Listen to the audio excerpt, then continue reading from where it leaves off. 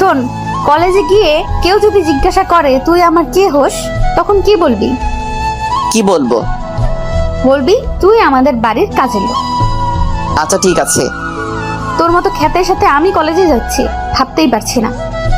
খ্যাত তো কি হয়েছে, আমরা কি মানুষ না? বাহ, তোর মুখে তো কথা ফুটেছে। আগে কলেজে চল, তারপর তোকে দেখছি।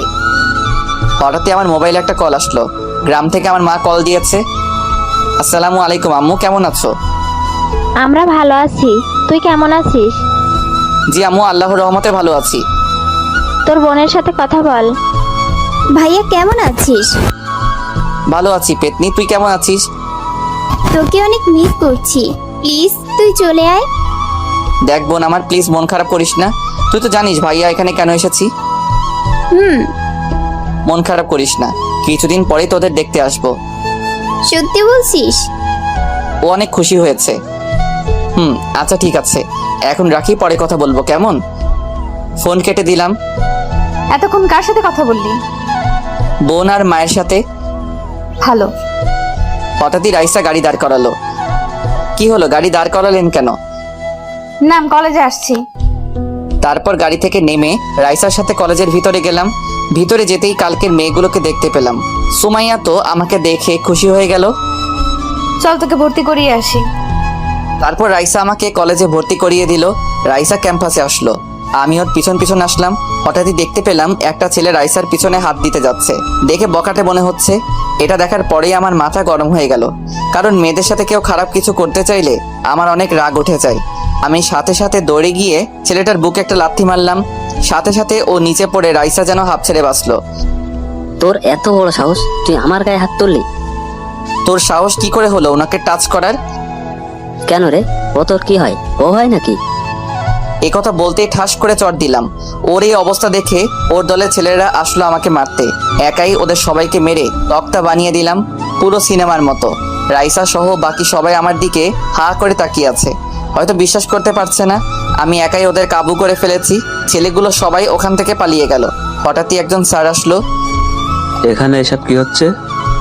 ওনাকে সব খুলে বললাম। সব শোনার পরে উনি বললেন, আমার সাথে অফিসে আসো।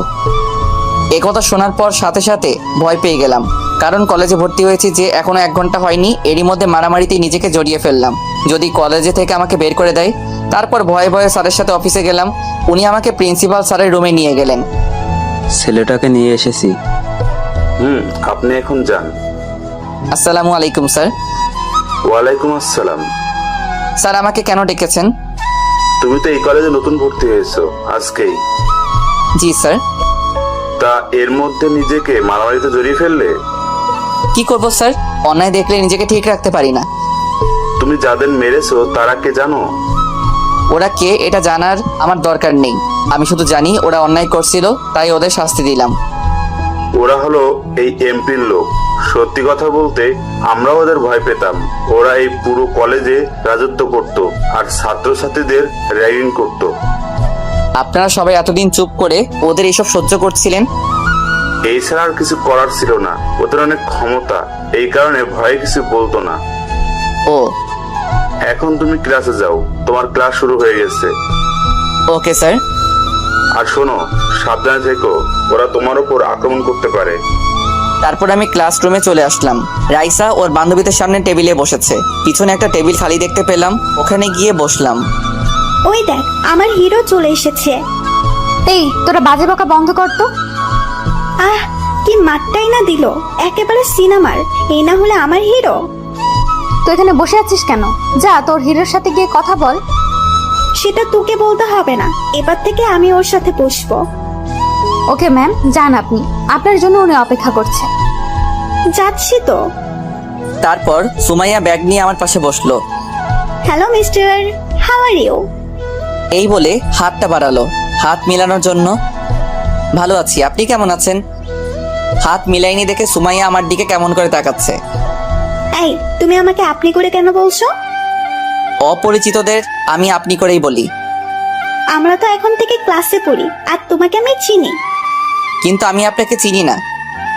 আরে এখন বকা বন্ধ করেন, ক্লাসে স্যার এসেছে। দেখ, এই কার্টুনটার সাথে কি প্রেম করব?